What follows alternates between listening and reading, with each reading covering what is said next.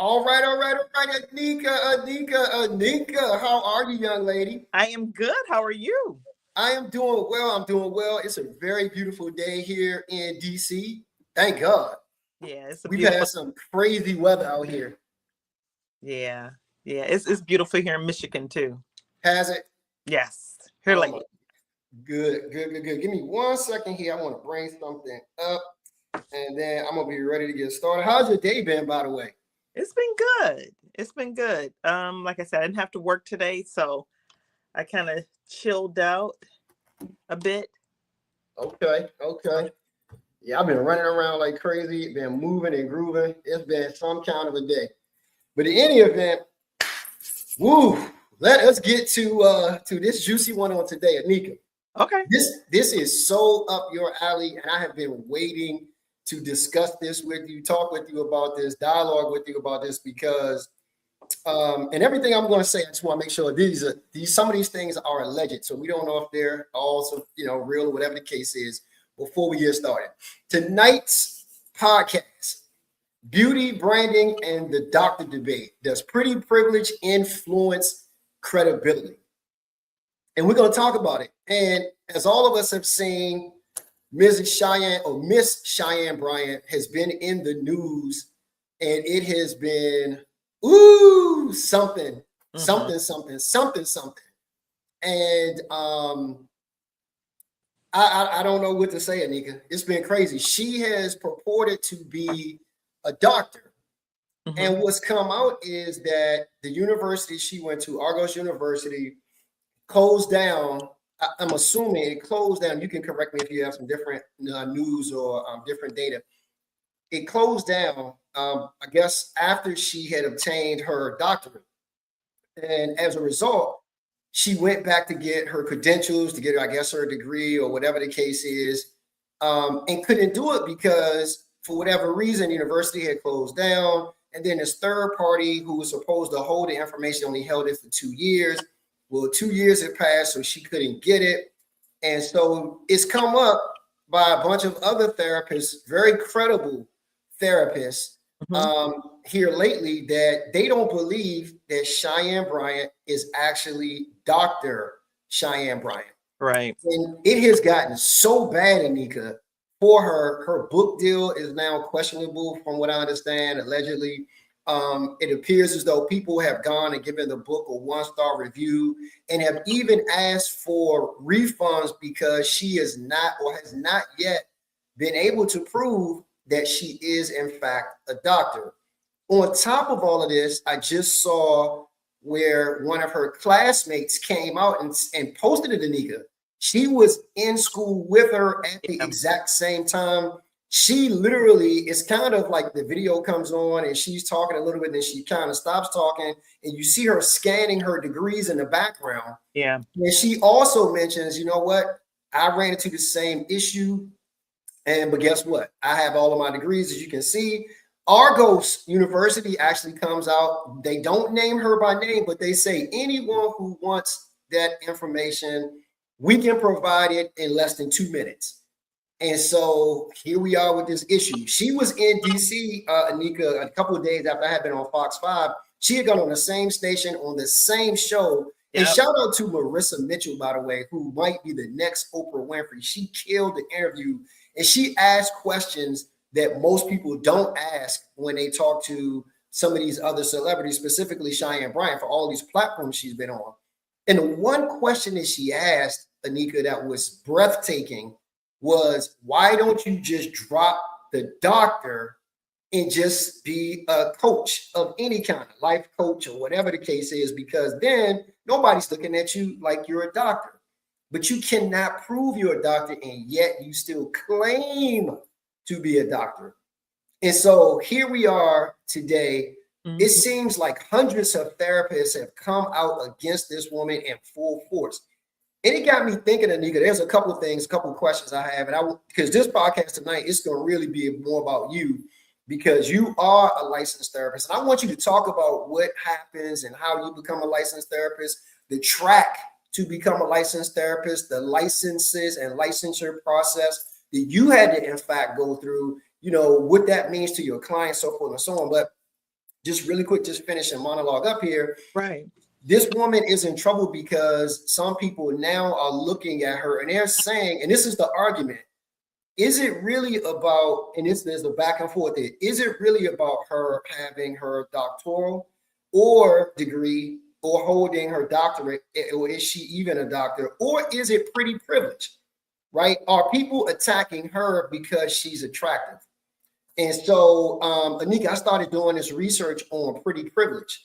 And I want you to talk about pretty privilege as well. But what I learned was, and I've always thought this to be the case because as I do image consulting work, stylist work, and I always tell my clients, your physical presentation is extremely important for how you appear to people. So if you're talking about going on television, doing podcasting or whatever the case, if you're being in public, you need to make sure that you look a particular way that makes you as attractive as you can possibly be. And what I found out was, Anika, that people who are attractive, as such as she is, that sometimes the ball or your eyes are taken off of some of the things that she may not know or may be credible for because you're looking at her physical presence. And we're talking about her tonight, but this could have been a him or whomever else. In which case, we could talk about Dr. Phil. We could talk about other people who have done the same thing, but have not had as much criticism. So with that, Anika, I turn it over to you. And the first thing I would like you to do is and you've done this many times, but in a different sense today, I want you to reintroduce yourself, and to some people, introduce yourself as a therapist this time. And just talk about all of the things that go into being a therapist, again, the licensing and all the rest of that kind of good stuff. Yeah. Well, thanks, Michael, for bringing this up, because I feel like a lot of us in the mental health arena have been, very disappointed in, someone claiming, again, we don't know. I don't know, whether or not she's a doctor or not. Allegedly, right? Right, allegedly. So I don't really know, but I think the way things are lining up, it just doesn't appear that she is. So when I think about, and I'm a master level therapist, right? I got a master's in counseling. And so when I think about the process of actually going through, just even at a master's level, it is intense. It is, they don't let everybody in. So I remember having to get approved, right? And getting acceptance letter, starting off with like 50 people in your cohort, and then you end up with 18 people because the coursework is so intense. And so, you start weeding out people.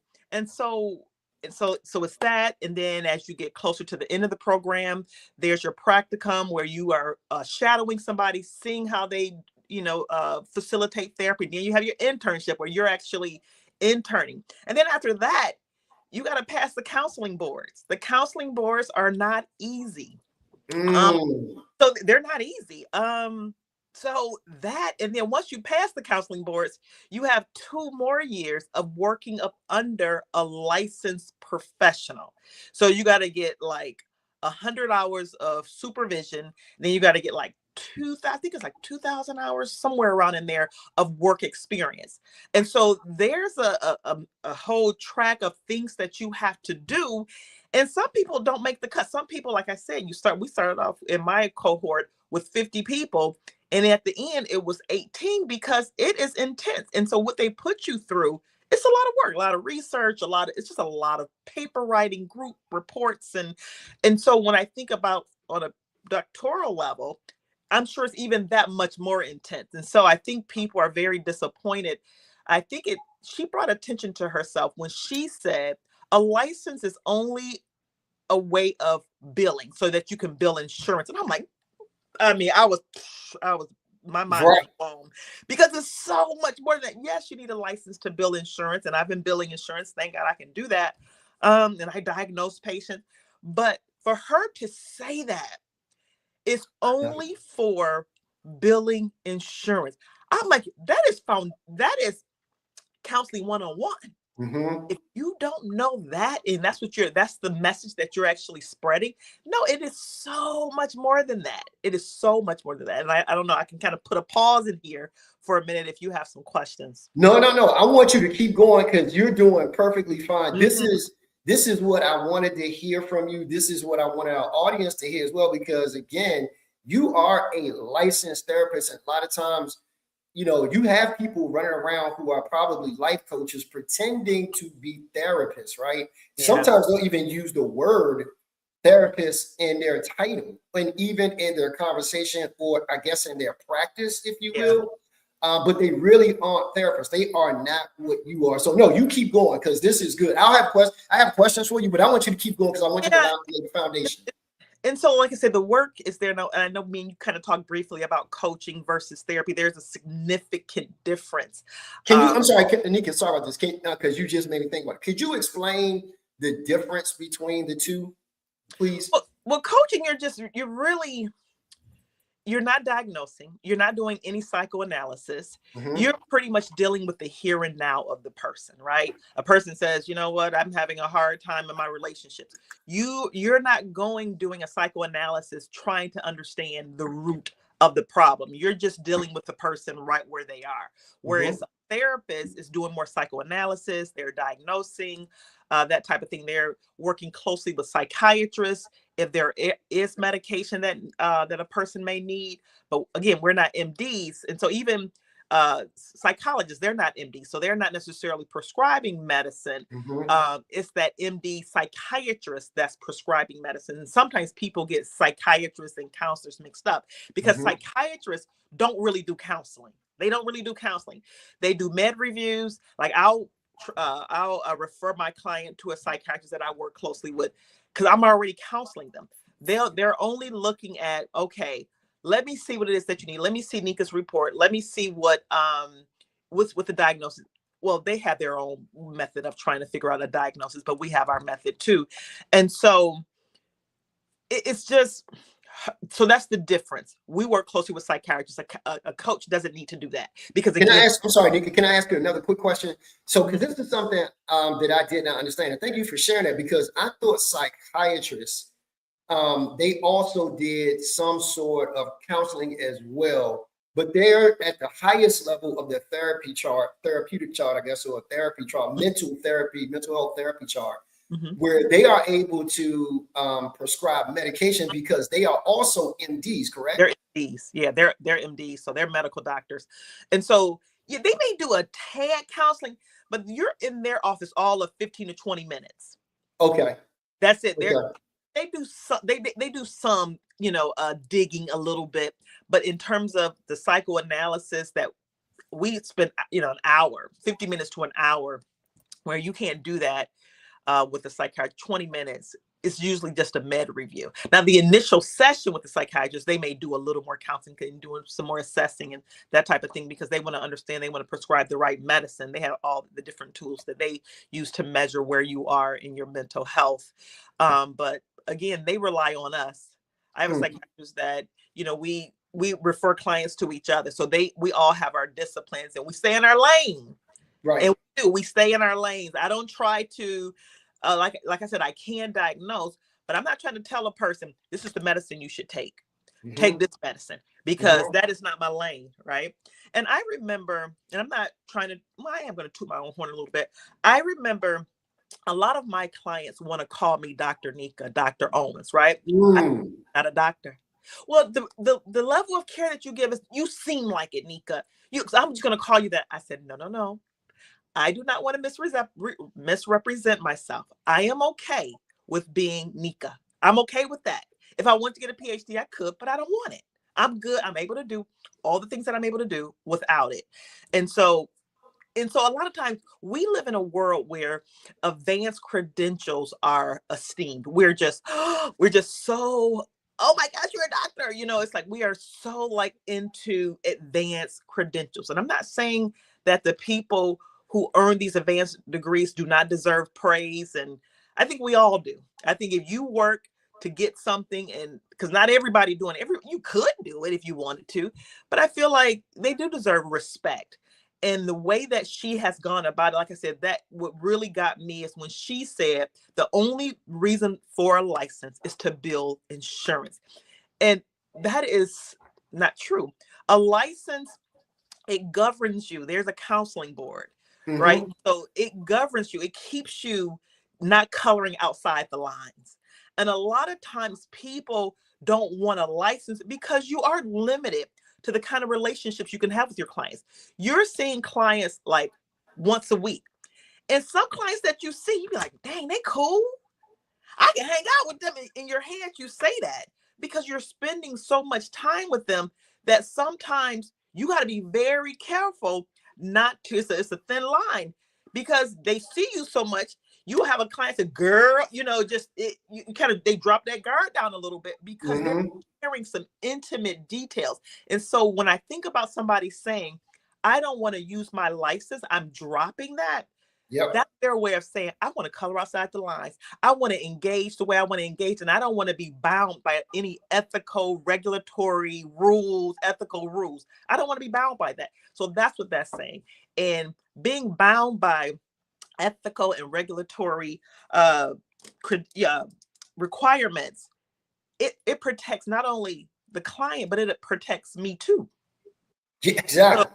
So it's unfortunate that this is all happening. And the thing is, we celebrate, when I say I celebrate all people anybody, you don't even have to get a degree, because I think we are all valuable, right? We all can contribute to the society in different ways, but you don't have to misrepresent yourself. If you're not a doctor, if you're not an MD, because I can say I'm a doctor, who's gonna prove it, right? I can say that.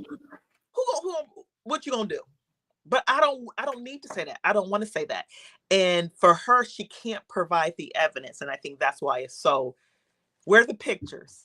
Yeah, it's been crazy because she will not admit, for whatever reason, Anika, that she is not credentialed. She will not say that she is not a doctor. I mean, you would think by now, at least I would think, that she would have just said, you know what, let me just right this wrong so I can get beyond it, because this is really messing with this lady's life. I mean, I'm thinking in my mind, she can't go anywhere. Clients, I'm sure, are probably like, you told us she was this, that, and other. I'm surprised that we haven't seen lawsuits yet from her clients saying this lady said she was a doctor and I spent all of this money, because I thought she was a doctor because she said she was a doctor. I mean, it's just been crazy. The book company, and then, now there's another question that's for other questions that have been raised, Anika, going back to this pretty privilege. And it is this, because this isn't the first time somebody says something, but it's this one doctor who came out against her. And then after that doctor came out against her, then all the other doctors came out against her. But the people have been saying now, they're raising a question, did we let her get away with this because she's pretty? Yeah. Because she's attractive? And nobody took the time to vet this lady publicly. With all the platforms she's been on, she's just been able to go out here and say, I'm doctor, and not only say, Anika, that she's a doctor, but in a couple of times she claims she's kind of diagnosed and helped people. And she listed, Cam Newton, she listed, Shannon Sharp, Nick Cannon, as being her clients and how she's helped them and this, that, and the other. And it's really been a misrepresentation, at least to us who feel like, if you earned a doctorate, you do all the credit that's deserving. But if you didn't, you can't run around here saying that, because what if somebody took your advice and it was a piece of harmful advice and they did harm to themselves? Then what happens to that person? But the one thing that I've been very interested in, Nigga, because I do see this, and I want you to talk about this, this thing known as pretty privilege. So I first heard the term pretty. I think I've always known or had an idea of this concept of pretty privilege. I didn't know that there was a term called pretty privilege. And I heard Kevin Samuels first talk about it, and he mentioned pretty privilege. This is about a couple of years ago, and he talked about how women who are prettier or more attractive, they can have their way. So they're in a class all of their own. So you can't put them in the same class as other people, even because, and this goes for men as well, but because we're talking about her, I'm sticking with women tonight. She is, because she's attractive, she can pretty much do and say things that nobody will go back to check or vet to see if what she said is actually credible.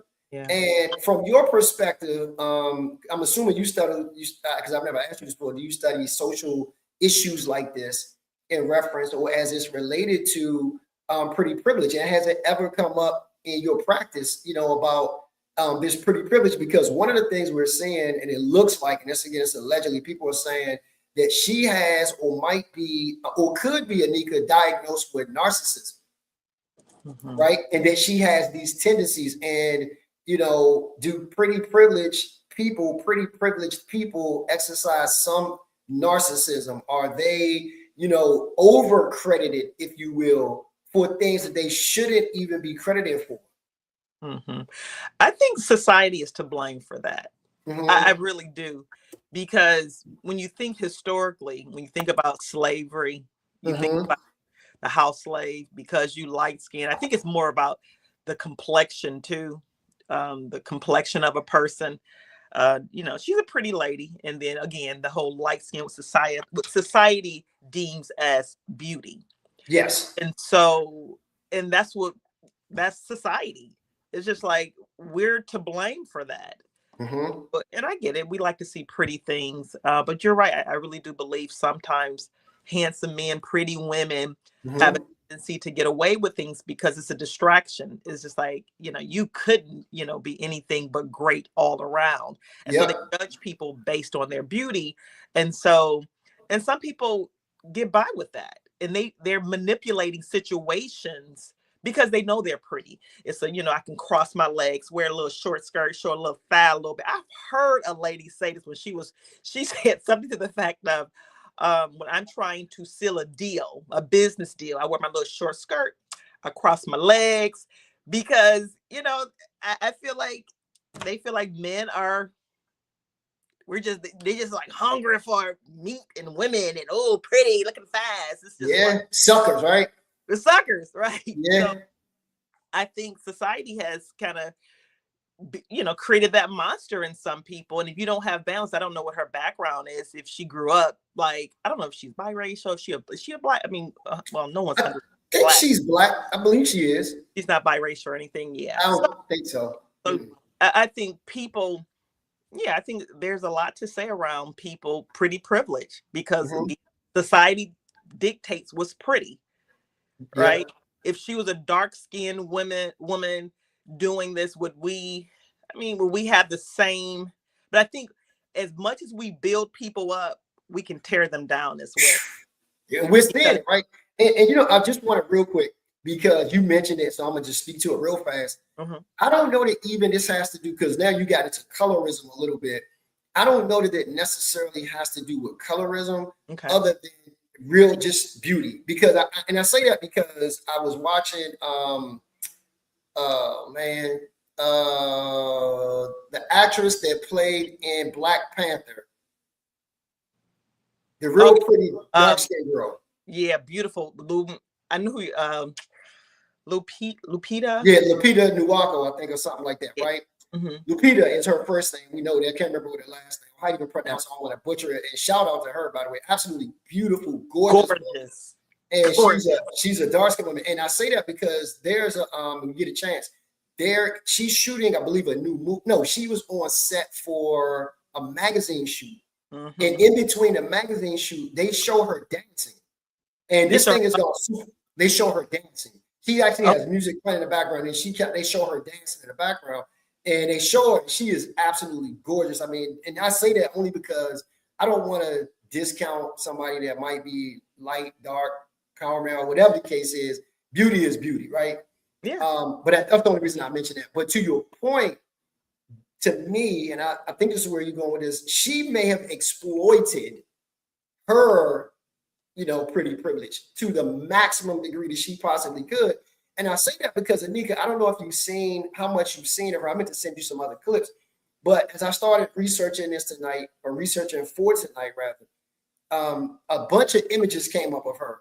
There was one recent image of her at a concert in Atlanta. And she goes to the concert, and she literally, Anika, she has on this see-through lace outfit from head to toe, and all she has on is her bra and panties underneath of it. The thing is black, but what she's wearing is like a teal green. So you can, see straight through the thing, and she has on a pair of heels. And she's all smiley and, all up on people. And people were like, wait a minute, if you're a doctor, most doctors will not dress like this because of the profession itself? What does it say about you being a doctor? Are you more focused on, you want people to look at your face and your body and all the rest of this, as opposed to focusing on your credentials? And then I saw some other images of her earlier today where she's posing like just in a bikini doing this other stuff. And so she obviously knows she's a pretty woman, right? And that this pretty privilege has taken her to where she is today. Yeah. She may not have to be as smart as someone else, right? Mm-hmm. Like the doctor who, this woman, I'm saying she isn't as smart because that woman is attractive as well, but she's been able to go places and do things that this doctor, a person who actually had to sit, work, study, read for hours, dissertation. She had to publish. Yes. And published in all of this stuff. She had to go through that, where we just believe Cheyenne Brand was a doctor and she just told her she's a doctor. We didn't ask her for any proof. We didn't ask her for a dissertation. We didn't ask her for a degree. And I've seen this, and this is the honest to God truth. We all know this, Anika. Once you go to college, for the most part, your parents want your degree, right? They want to proudly display it somewhere. God forbid you go on to get an advanced degree. If you get a doctorate degree, you will either have, it might be in 3 or 4 places, but you will definitely have it. And it will be on your wall. It'll be either on the side of you or behind you, because you want people to know I am who I say I am, and I've done the work to prove that I can do this particular job. And not only that, but I'm gonna bill you at this hour, at this dollar amount, because of those 2 letters or 3, right? DR dot. Mm-hmm. I can bill you this way. And this brings me to my question to you. So did you see where she said, and it was a part of the podcast that you were watching because of what you mentioned earlier, where she said, I can charge this amount of money, because I'm not licensed? Well, the thing is, when it comes to private pay, like I have private clients, right? And I normally, for private pay, like for couples, I don't take insurance, because insurance don't pay for couples therapy, right? Because you got to be able to diagnose someone, and you can't diagnose a couple. And so, yeah, you can pretty much just based on your experience, you can, price just things the way you want them priced based on where you feel your worth is. Mm-hmm. She's done a lot. I hear she has a financing system where if people can't afford it, I believe so. A financing type of system, which like Afterpay or Shop or something like that, where you can finance it. You can pay as you go, I guess, or pay over time.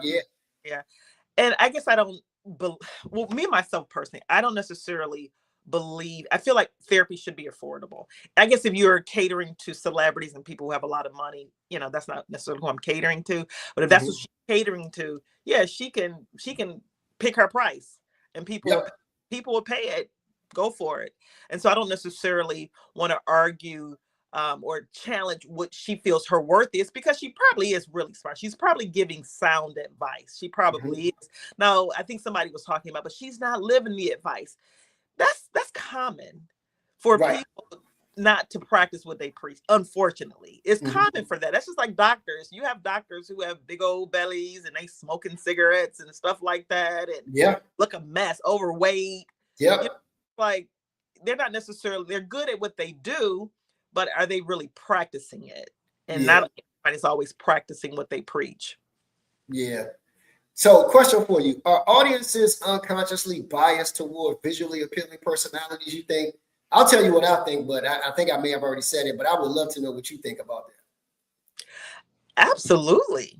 But I think you can't get caught up in that. I feel like you said you can't get caught up in it, or you can get caught up in it? You can't. You should not, but you can't get caught up in it. But you shouldn't. I think you should. Anytime someone is providing a service, I feel like we all have a responsibility to check them out. Like as a mental health therapist, I have to provide a professional disclosure statement. And in that professional disclosure statement, it lists my credentials, what I do, where I graduated, my pricing, and all of that. That's what you should be presenting to people. But yeah, I feel like we should all do our homework when it comes to getting, especially mental health care.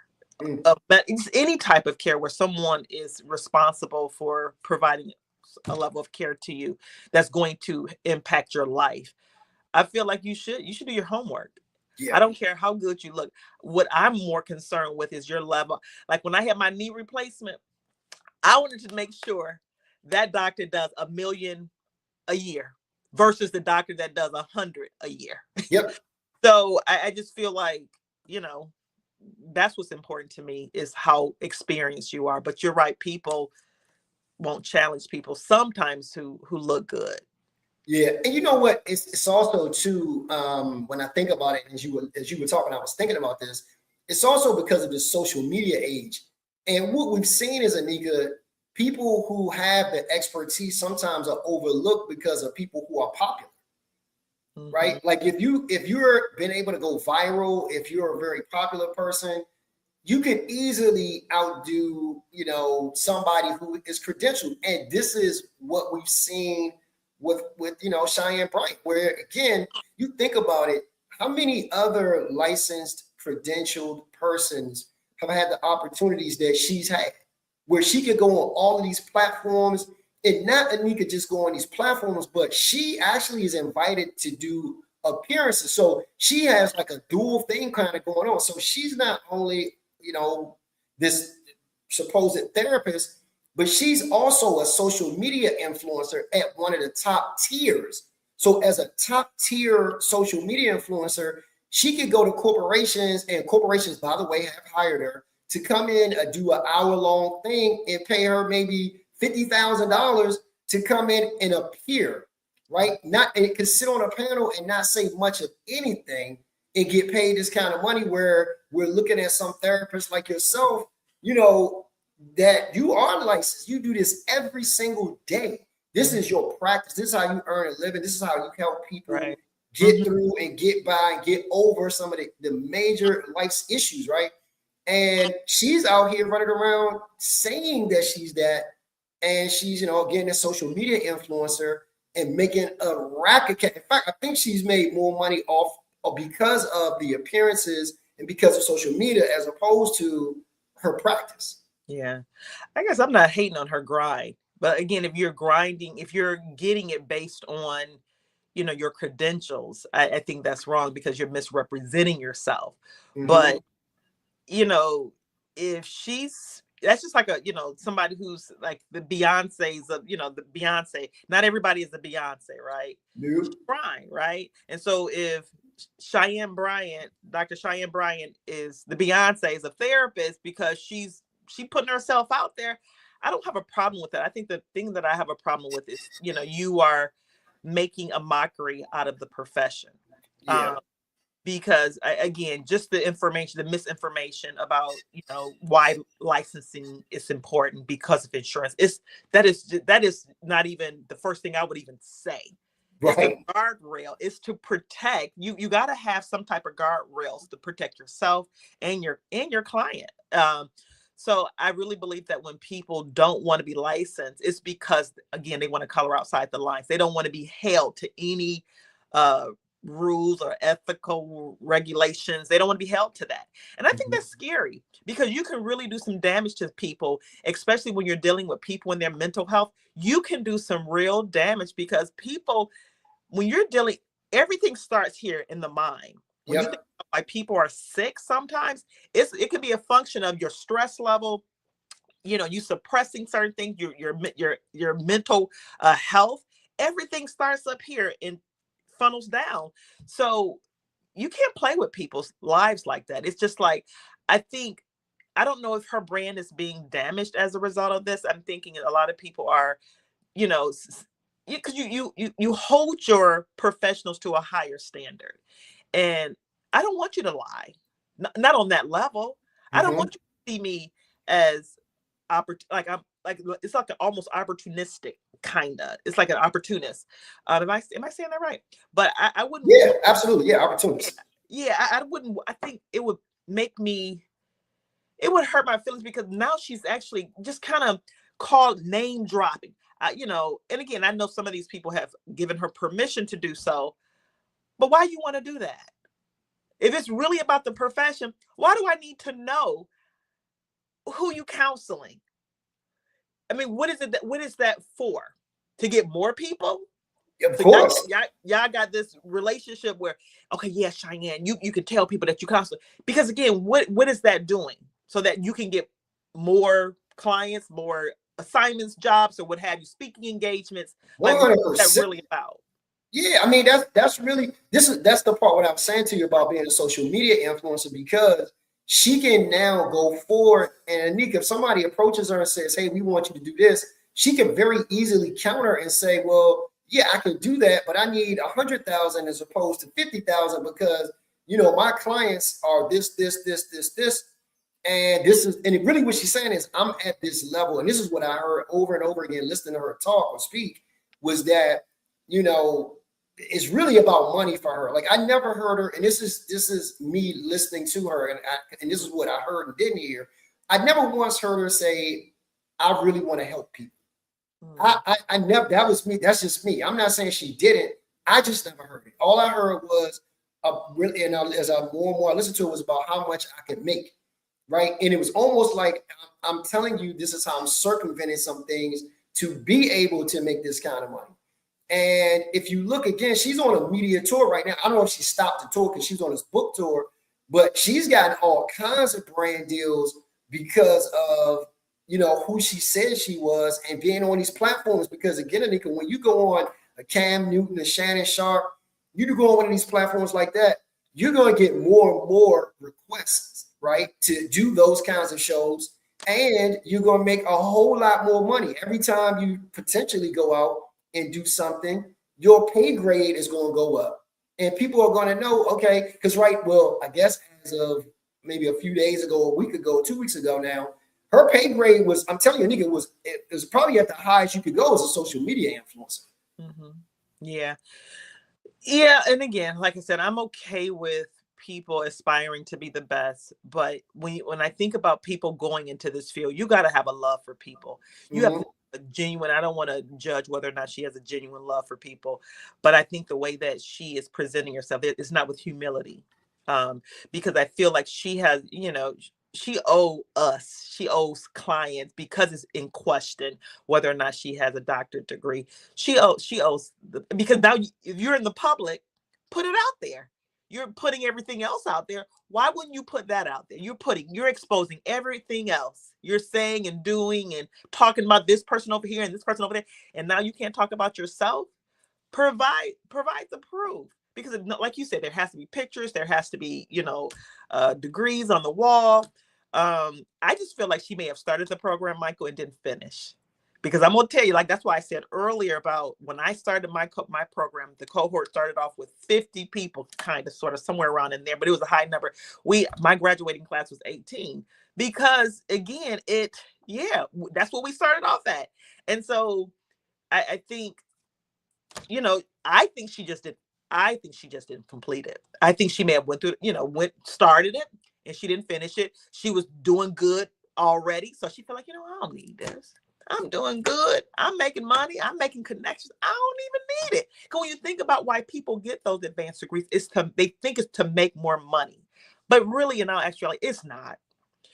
Getting a PhD don't make you. I mean, yeah, you can say you have a PhD, and if you get in a speaking engagement, you can kind of bump up the price a little bit, but she didn't, the rooms that she's in, she don't need it, because people are paying her, regardless. And I don't really feel like this is going to hurt her that much, because I feel like she provides a service that some people may say, so what? I don't care. That's a great segue. And I was going to ask you about this, a two-part question. What do you think is going to happen to her? But you just said yourself that you don't think it's going to really harm her. And I'd like to know why you think it's not going to harm her. Because let me just say this. I believe it's already harmed her, that it's caused great harm to her reputation, that it's damaged her in a way where, all of these, let's just say, and I don't know what her situation is, but I'm pretty positive this woman had dates on her books where people are now coming back like, oh, we can't be affiliated with you. In fact, we need our deposit back. And if in some cases where we paid her in full, they're like, look, you got to give us our money back because the thing that you said that you were a professional at is now in question. And so, because that's the case, I mean, think about it. If you're going to a conference that she's going to be at and you're a participant, you're going to be like, wait a minute. I'm not paying money to see this woman. I'm actually either going to do one or two things. One, get my money back, or maybe three things, go as well. Or I might be like, I might reach out to the person's putting it on saying, hey, what's this all about? You know, I want my money back. I want a refund because and why are you endorsing someone who is not accredited to talk about a subject matter, you know, where we pay money to come and listen to somebody talk about? Yeah, I think it's going to hurt her some, but I don't feel like, because there are people that are okay with it. Really? Yeah, there are people. Do you know how many, unfortunately, there's a lot of malpractice out there, that there are like-minded people out there who color outside the lines, and it's not a big deal to them, unfortunately. It's going to hurt her. It's going to slow her down for sure. It has definitely slowed her down, but I don't feel like her career is going to be over, because I really feel like there are people who still value what she has to say. Although she may not have the license, she still, according to some people, she provides great advice. She does. And so that may not matter to a lot of people. Not everybody's on social media either. But again, she may have some loyalists who say, I don't care. Or then you're going to have some people who be like, you know what? For me, I would feel duped. I would feel like you lied to me. So I couldn't, you know, if she was my therapist, I couldn't trust her, because it would be like, well, why did you have to lie about that? You lied to me. So can I receive anything from you? You're lying. You're not, right. You probably preaching to me to be my authentic self and stand up for what you believe in, and you're not living it yourself. So I think it is going to hurt her, but I still feel like there are people out there who are like-minded and say, I don't care, whatever. Yeah, you're right. You're right. Because there's always somebody in one of two camps, right? But it's definitely harmed her reputation. Like, you see her now, she's just being trashed all over the place. Yeah. And the thing that's crazy is where there was some persons who had come out against her early on, you know, they were getting trashed for saying, you know, why are you trying to drag a black woman? Why you want to take a black woman down? Just to find out that wasn't the case. All they were trying to do is to point out facts and raise some kind of questions about, wait a minute, before we crown this woman as a doctor, is she really? Because we can't find anything. And you know what it did for me and Nika too? Not only did I question whether or not she was a doctor or she had received her, you know, doctoral, you know, accreditation and all the rest of this kind of stuff, I started wondering, are her other degrees, are they legitimate? She says she has all these degrees. I mean, now I'm starting to think, well, can we go back and get her to prove that you even went to college to begin with and completed some level of coursework that says, you know, you have your bachelor's, you have your master's. And of course, we know she don't have her, you know, doctorate level stuff, but does she have any of those things as well? Yeah. Like, it's so many more things, you know, this thing is unraveled. You start just peeling back the layers of her life to say, is she a professional fraud? Like, is this just who she is? Or does she really do possess these credentials that she says she possesses? Yeah, like you said, I find it hard to believe, Michael, that she does. Only because who would not? If, again, when I talk about professional disclosure statements, that's something that we are obligated to provide for the masses, because you're a professional. Once you deem yourself as a professional, this is what I don't understand. She said that she dropped her license. It's just like, once you know, like, how do you drop a license and feel like you're not bound by the same rules and regulations? It's just like, how do you drop a license? If somebody wants to sue you, they can still sue you. You know, it's just like, you dropped the license. Why? Because I don't want to be held to the same level. You know, I don't want to be held accountable for my actions. Right. If you mess up and do some, shady stuff, you can still be held accountable. Yeah. So it's just ignorance. It sounds like she's the way she presents, like she playing us. And I think one thing that I don't like to be played like a fool. Like you can just tell me anything, and I'm like, yeah, you're right, because you're pretty. Like you said, oh, pretty privilege, and no one's gonna challenge it. But to me, it's insulting that you're lying, because who wouldn't want to prove if it's an issue? Who wouldn't want to be transparent? That's what counseling is all about: transparency, awareness. And you can't be transparent yourself? Prove it.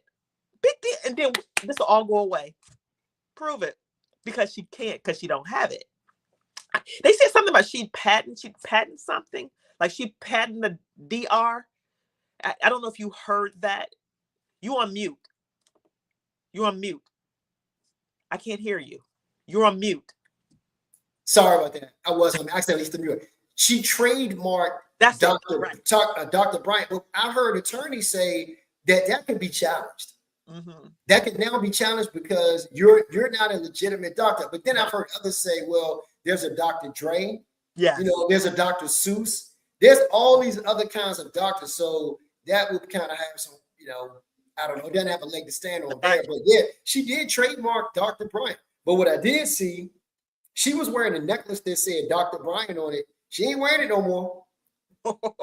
She not wearing that thing no more. Yeah. She took that thing off. Anika, what do you think at the end of the day should happen with her? What should literally happen with her in reference to this whole case of being a Dr. Bryant, giving advice, some coaching of whatever the case might be, therapist? What do you think should happen? What kind of sanctions or what kinds of, should she be, I don't know, should she be taken to court for, malpractice? I don't know if she can malpractice wouldn't be the word, because you have to actually be doing something in a profession to do, malpractice, I guess. But yeah, what do you think should be done? I feel like for the people that have hired her because she is Dr. Cheyenne Bryant, mm-hmm. And a lot of times people are, giving you these opportunities because of your advanced credentials.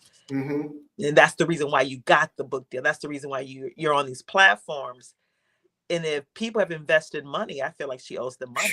I feel like even as a let's say I'm looking for a therapist, and granted that she probably still provided the same information, but I chose you because I felt like you had these, extra level of training and knowledge.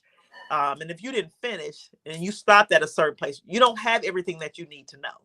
Yeah. You don't have it.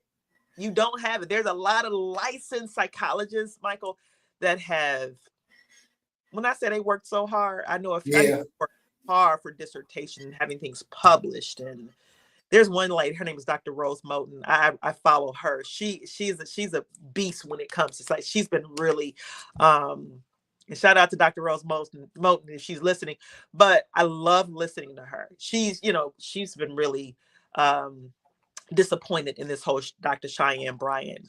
She actually lives here in Michigan. I think she's a therapist here in Michigan, but she's been really going in on Dr. Cheyenne Bryant. Because it is disappointing for the people who have worked so hard. And so what should happen? I feel like, if it was me and I hired her to do something, mm-hmm. I would say, you got to give me some money back. Come on now. I ain't paying you for the DR if you're not a DR, or you got to show me. You got to prove it. Yep. Show me. If you ain't showing everybody else, for everybody else that she's working with, you need to show me. I need to know if I was a client, if she was speaking, I need to see that, because if I'm going to advertise you as such, I don't want to be a part of the shenanigans. So you're going to have to show me, if I'm hiring you, like I said, that professional disclosure statement that all therapists and psychologists have to present to their clients. You got to show me that. I'm hiring you for a job. Show me. Yeah, I agree with you, Anika. I mean, you lied to millions of people about who you were or who you are, or I guess who you say you are anyway. And it's not fair to them, because they came to you. And guess what, Anika? This, because I keep harping on the money thing, because this was a big deal. This is how she's built her brand. She's made all this money and all this thing. But if I paid you because I thought you was a doctor, because guess what, Anika? If I know you're a life coach, I may not pay you what I would pay a doctor, a therapist. I would just come to you as a life coach. I mean, I'm assuming here that the rates between a life coach and a therapist, there's probably this much difference, right? I'm gonna tell you, Michael, some of these life coaches, because there's nothing governing life coaches, they can state their price without anybody challenging. Wow. They have life coaches out there that are getting $500 an hour. Now they're doing a whole lot more in terms of following the people around, or right. homes, and so they have like packages and stuff like that. But I think with a lot of mental health professionals, we're definitely not intimidated by coaches, but there is, we don't want them to misrepresent themselves. Yeah. And so with her saying that she's now acting as a coach, and if you're a psychologist, it's hard to separate the two, because, I can do coaching too, but even as I'm a therapist, I'm a mental health therapist first.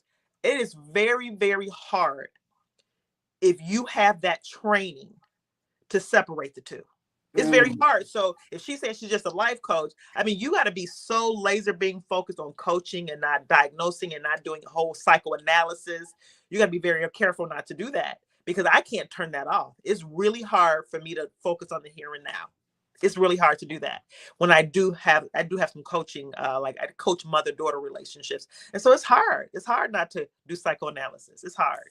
Wow. Well, I'm glad you said that, because I thought there would be a chasm between, a psychologist or a therapist even, and, a life coach. I thought there would be some distance between there, with that thinking that the money thing would also be something different as well, which is why I assumed that she doesn't want to drop the doctor from her name, because dropping the doctor from her name not just changes your billable rate, but of course it changes what we think of you as the professional, because we know now you're a non-professional, at least as it relates to being a doctor. Yeah. And here, like I said, I feel like it's definitely, again, because we preach, transparency, awareness, and if you're not living it, I think that's disappointing. I just feel like some people are in it for the wrong reasons.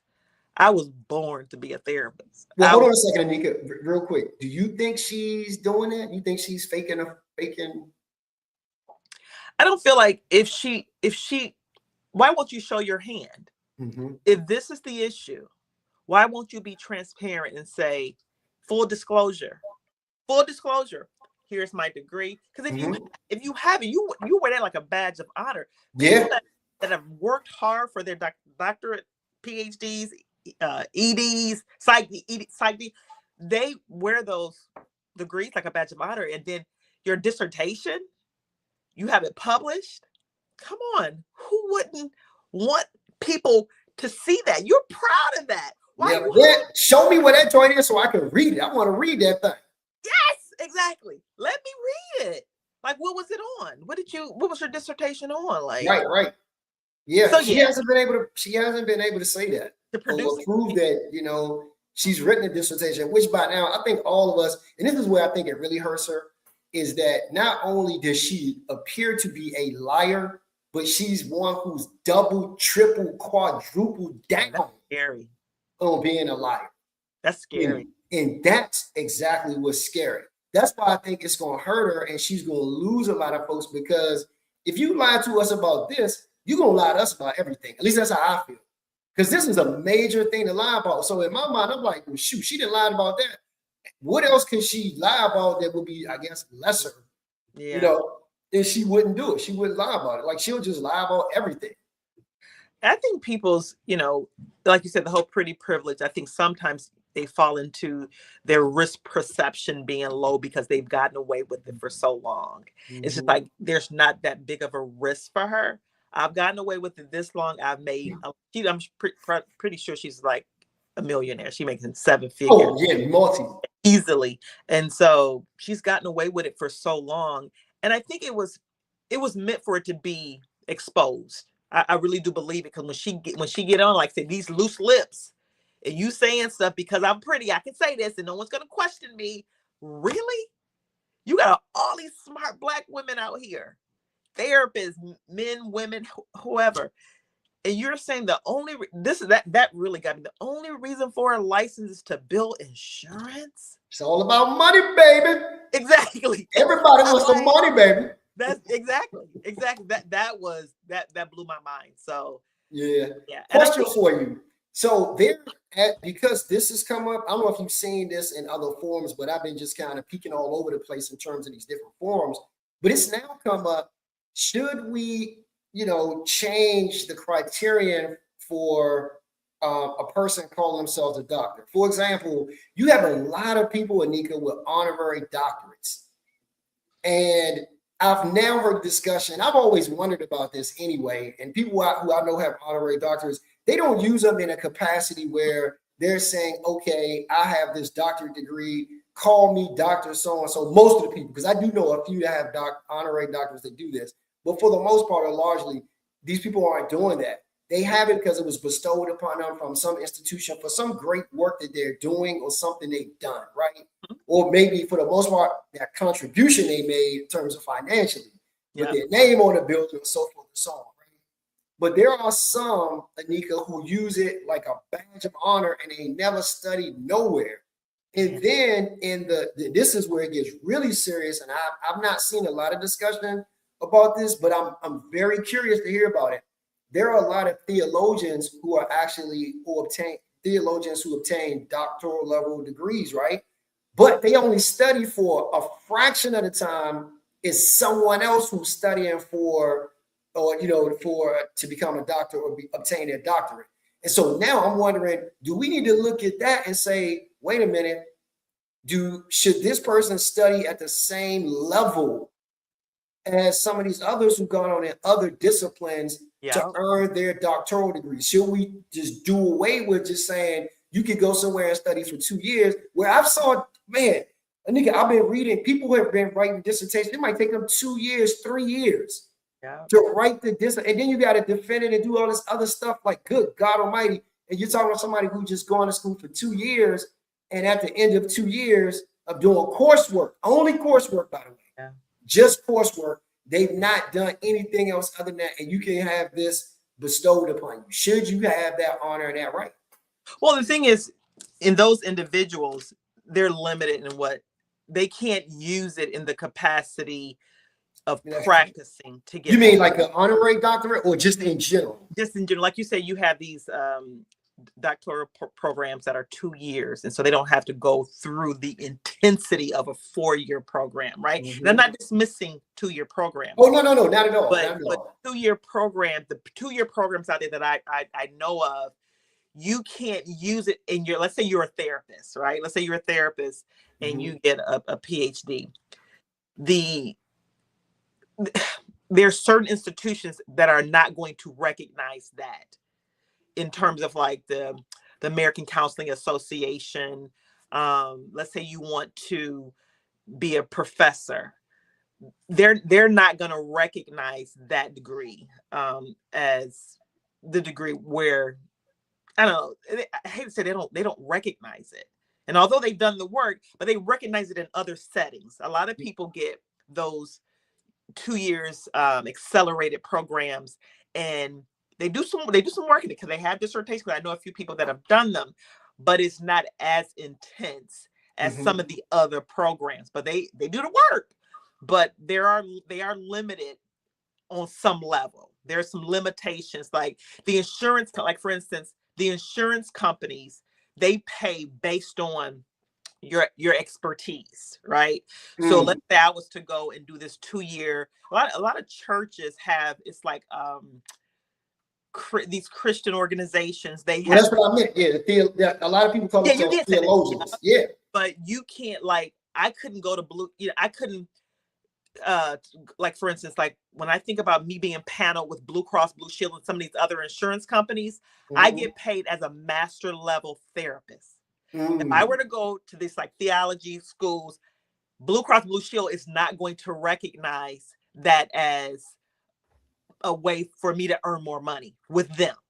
Now, Right. a licensed psychologist that, there's more coursework, psychology, there's a little more in depth in terms of the study. Yes, they'll recognize them, but they're not going to recognize me they're not going to give me more money. Now, there's other ways to make money though. There definitely is other ways. Oh, absolutely. And this is the thing, right? Like a lot of these people who have non-PhD, doctoral degrees, honorary or otherwise, there's a lot of other ways that, you can make a ton of money. I know in the church, because I'm in the church, most churches want their pastor to be at a PhD level. Mm-hmm. Most churches, because they're saying, listen, if you're a pastor, we want somebody who is knowledgeable, who's credible. But the coursework that goes into it is not like what you would see for a therapist or something like that. Some of these, but I do know there's some have gone and they've done the 4-year work. But they got, like you said, for the most part, you got a lot of these colleges now, there's a 2-year course. So, where does all that? There's a place for those individuals. It is. And I think they recognize that. They're not trying to say, I'm this licensed psychologist with what do they call it? Residency. Can they do? I think. Oh, they do. Sure do. Residency and all that stuff. Yep. And so the people that I know that got their 2-year, they stay in their lane. Yes, they did some work. 2 years worth of work is worth something. It's worth it is. But they're not saying that they should be held. We all have our lanes, right? And we operate in those lanes respectfully, and not saying we're more or less, but it should be recognized. I'm not saying it shouldn't be recognized, because it should, but it is a difference in terms of, the therapeutic world, insurance companies and stuff like that. Universities, if you want to be a professor, you can be an adjunct professor, meaning part-time. You can't be a full-time professor with that type of degree, PhD. You can't. I want to wrap it up here. Okay. This has been a great discussion, man. I'll let you go and then I'll go. No, I think there's some real great lessons to learn. I think we are all learning. I think with everything that happens, there's a learning opportunity. Yep. I feel like my hope is that, she understands the damage that she's doing but because she's hurting us all, because now everyone is, there's always this thing about DEI and Black people not working as hard or what have you. And that's so not true. Yeah. I say do better, Dr. Cheyenne Bryant. Do better. And if you're not a doctor, we still love you. Because if you provide a great service, we're okay with that. You don't have to pretend to be something you're not. Like, to me, that's a message in and of itself. If you have to pretend, anybody that has to pretend that they're more than what they are, you have an issue. So you probably need to take a step back and reevaluate yourself. And so that's basically all I have to say about it.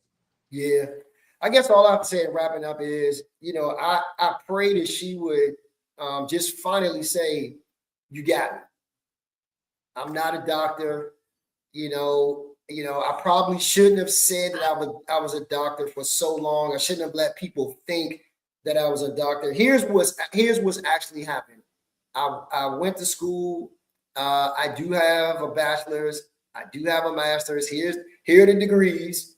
But I don't have a doctorate. What happened was, and this is where her classmate said, because she said the classmate said that she would get into it with Cheyenne Bryant about saying you're a doctor before you completed the coursework and all the other things that go along with it.